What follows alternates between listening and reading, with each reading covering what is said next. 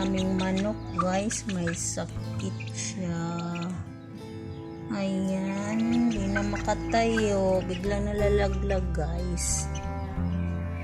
Nagulat ako kasi kanina umaga, hindi talaga siya bumaba. Hanggang sa nahulog na lang siya galing sa taas. Ayan.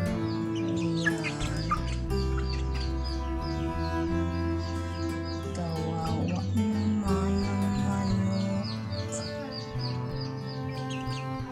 So ayun guys, kawawa ng aming manok. Nanghina siya guys, may sakit. Kaya pala nagtaka ako kanina, hindi siya bumaba. Galing dun sa taas. Saka nagulat na lang ako, bigla siyang bumagsak sa baba. Ayun. May sakit pala siya guys. Kawawa naman. So ayun na nga guys, dahil sa hindi na talaga mapigilan guys. Ewan ko ba kung anong dahilan ba't sila biglang nanghina. Siguro sa init or biglang pag-ulan. Ganon siguro yung dahilan, kaya pabigla-bigla na lang yung kanilang panghihina.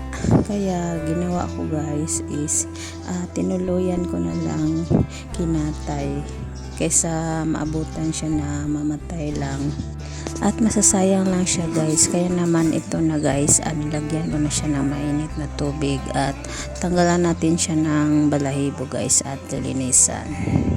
Sa totoo lang guys, madami na talaga kaming alaga na manok sana. Kaso lang guys, ito yung isa sa aming problema hanggang ngayon. Itong biglang paghihina ng aming manok, siguro dalawa yung pinagdudahan kong naging dahilan nito guys. Yung paiba-ibang weather or panahon dito sa amin. Kasi guys, may time na sobrang init at saka biglang umuulan. And then yung pangalawa guys is may mga maraming manok yung mga halos kapitbahay namin dito guys. Siguro may nag-immune sa kanila guys nang di nagsasabi naman sa amin.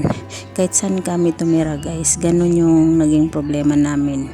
Nakaraan nga guys, sa isang araw mga 8 pirasong manok yung biglang namamatay na lang sa isang araw. Kaya dumating sa point na parang nadi-discourage na din kami na mag-alaga ng mga manok.